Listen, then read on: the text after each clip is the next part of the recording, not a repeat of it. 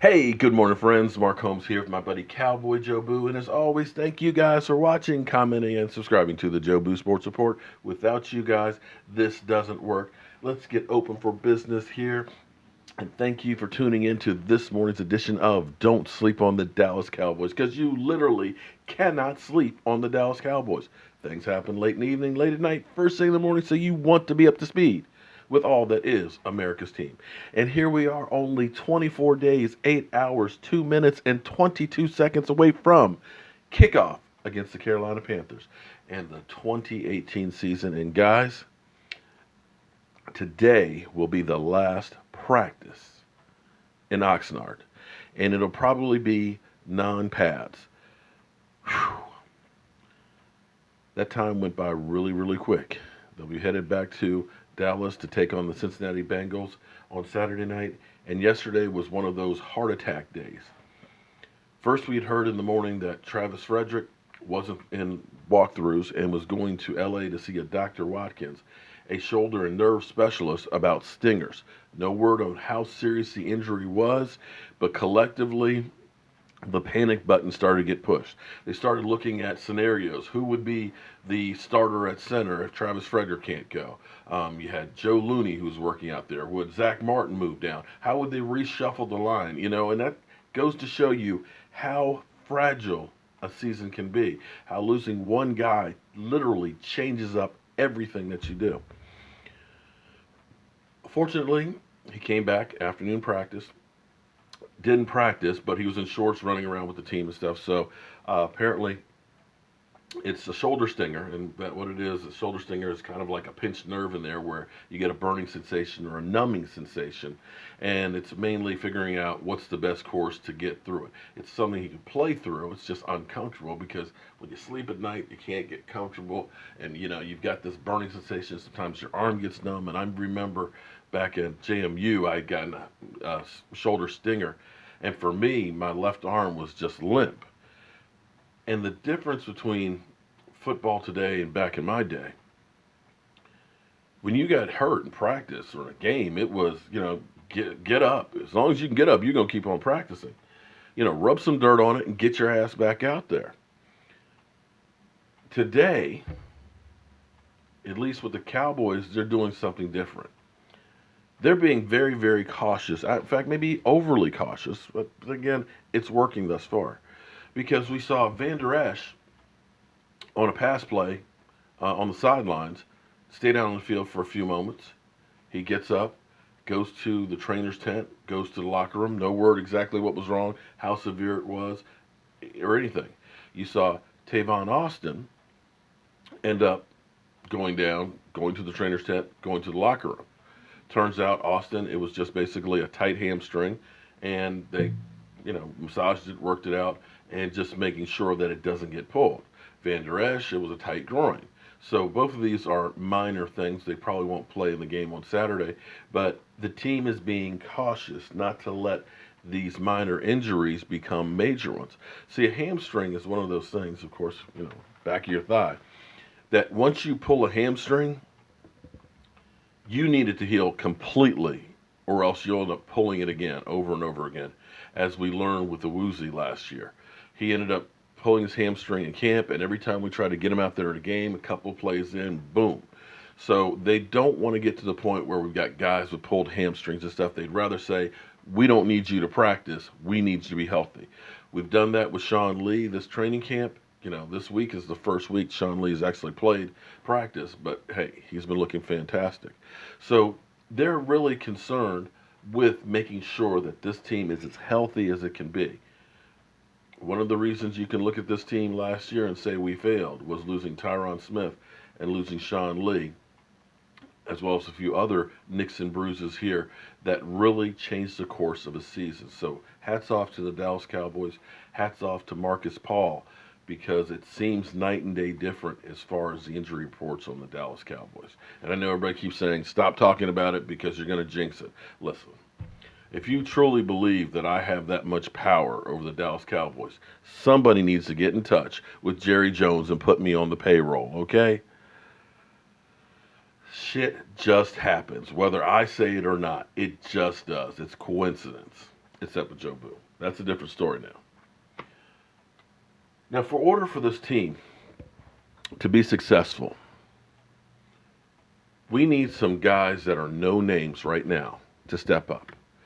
And here's the reality is, guys are no names until they become someone, until they step up. Out of left field. Last year this time, most people thought DeMarcus Lawrence may be his last season. Some people would have said, yeah, he's a bust. He had the 2 sacks his rookie year, 8 sacks his second year, then he had the PEDs, suspension for 4 games, 1 sack, and back surgery. Nobody was thinking, other than maybe his mother and father and DeMarcus Lawrence, that he was going to have the season that he had last year. And now, one of the biggest names in the NFL, out of nowhere. We're going to need guys to do that, and we will have some guys that we weren't expecting much from, that all of a sudden it clicks. It just starts hitting and working right. And if we are going to get to where we want to be, we're going to need a couple of those guys. But beyond that, another person we truly need to take it up another level is our quarterback, Dak Prescott. Hold on for 1 second. I got to let the dog in. Come on in, Prescott. Sorry, guys, but he's just like sitting there looking at me. Can I come in? Can I come in? Can I come in? Anyway, we need our quarterback, Dak Prescott, to step up even more.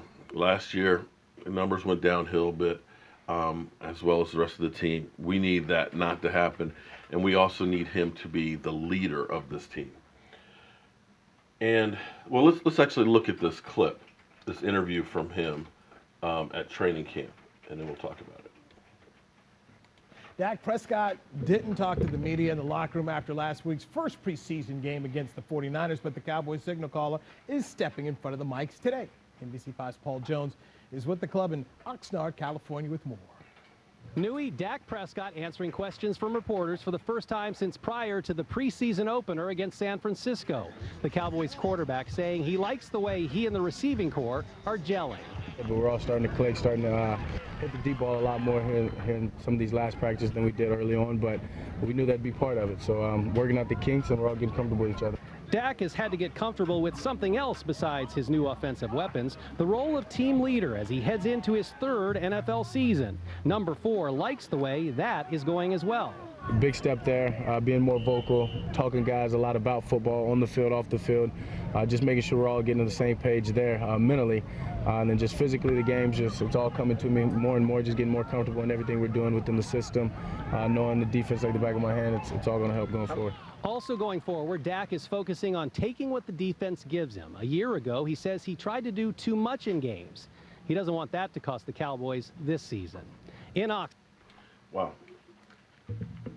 You can see how much he's matured from being, as the draft experts said, maybe a capable backup to being the most scrutinized player in the NFL. I can't think of anybody who is under a bigger microscope than Dak Prescott. If you can think of somebody, please let me know, because every play in practice, every play in a game, everywhere he goes, every single thing to the minute details is looked at, analyzed, and downplayed with him.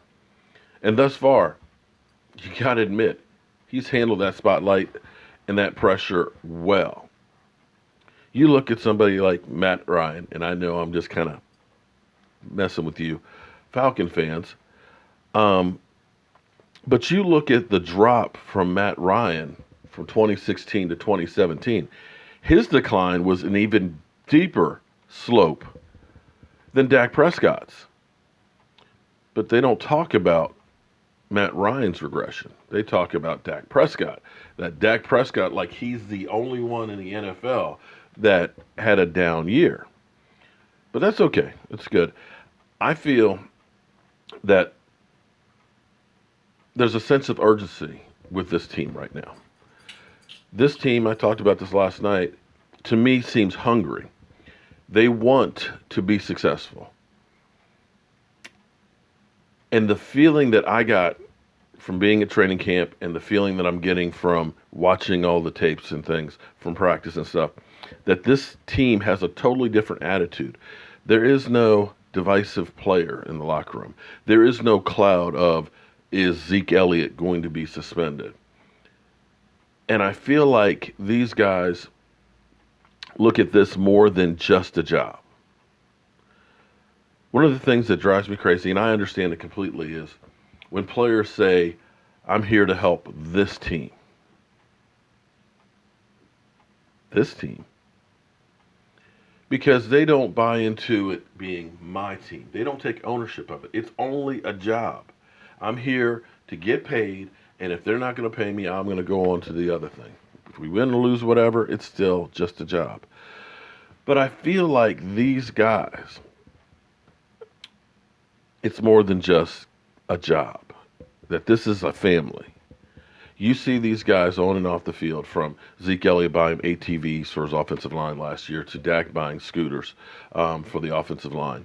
You see these guys going out, offensive linemen and stuff, going out to dinner weekly. You see the team, the wide receivers, and Dak and Zeke going fishing and doing trips and things like that. That this group of guys is getting a bunker mentality that it's us against the world.